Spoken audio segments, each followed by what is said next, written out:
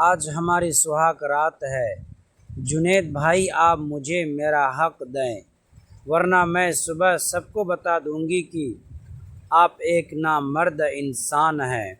جنید بولا، تم مجھ سے 10 سال چھوٹی ہو، اسی لیے لحاظ کر رہا تھا، لیکن اب میں تمہارے ساتھ سہاگ رات منا کر تمہیں تمہارا حق دیتا ہوں۔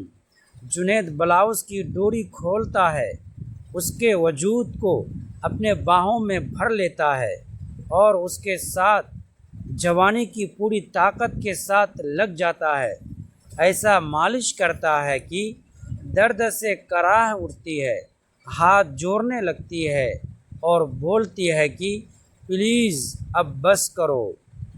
دوستو، میرا نام سائمہ ہے اور میں جب کالج میں تھی تو کلاس میں مجھ سے کچھ لڑکیاں عمر میں بڑی بھی تھیں اور ان کی منگنی ہو چکی تھی۔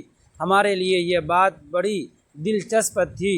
ریحانہ کالج کے دنوں سے ہی رشتوں اور شادی کی باتوں کو لے کر بہت جیاسو تھی۔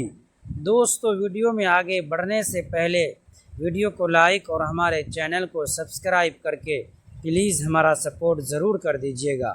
دوستو، چلتے ہیں آج کی کہانی کی طرف۔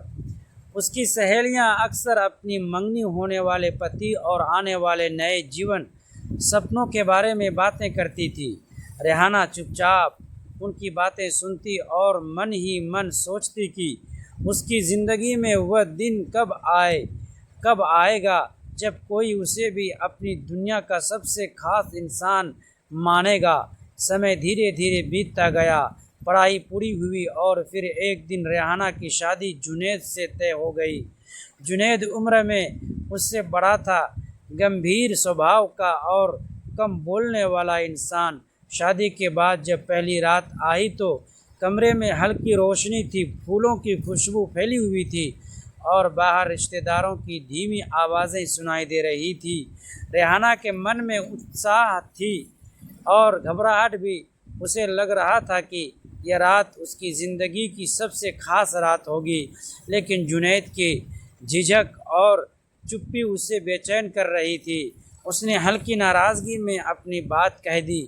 جنید کچھ پل اسے دیکھتا رہا، جیسے اس کے من کی بات سمجھنے کی کوشش کر رہا ہو۔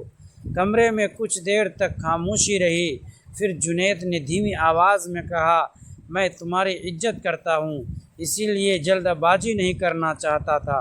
رشتے صرف ایک رات سے نہیں بنتے، بھروسے اور سمجھ سے بنتے ہیں۔ ریحانہ نے پہلی بار اس کی آنکھوں میں غور سے دیکھا۔ وہاں کٹھورتا نہیں بلکہ سنکوچ اور ذمہ داری تھی۔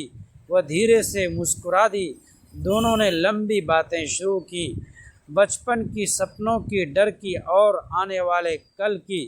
اس رات انہوں نے ایک دوسرے کو سمجھنے کی شروعات کی۔ ریحانہ کو احساس ہوا کہ شادی صرف رسموں کا نام نہیں بلکہ دو انجان لوگوں کے دھیرے دھیرے قریب آنے کی کہانی ہوتی ہے۔ دن گزرتے گئے، ریحانہ نے جانا کہ جنید باہر سے جتنا شانت تھا، اندر سے اتنا ہی سنویدنشیل۔ وہ اس کی چھوٹی چھوٹی باتوں کا خیال رکھتا، اس کی پسند یاد رکھتا اور ہر مشکل میں اس کے ساتھ کھڑا رہتا۔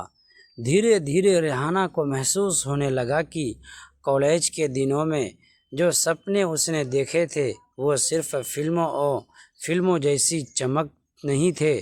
اصلی رشتے سمے مانگتے ہیں، سمجھ مانگتے ہیں اور سب سے زیادہ بھروسہ مانگتے ہیں، اور شاید اسی بھروسے نے اس کی شادی کو ایک مضبوط رشتہ بنا دیا، جہاں دو لوگ صرف پتی پتنی نہیں بلکہ ایک دوسرے کے سب سے اچھے ساتھی بن جاتے ہیں۔ دوستو، ایسی ہی ویڈیو دیکھنے کے لیے پلیز ہمارے چینل کو سبسکرائب کر کے سپورٹ ضرور کر دیجیے گا۔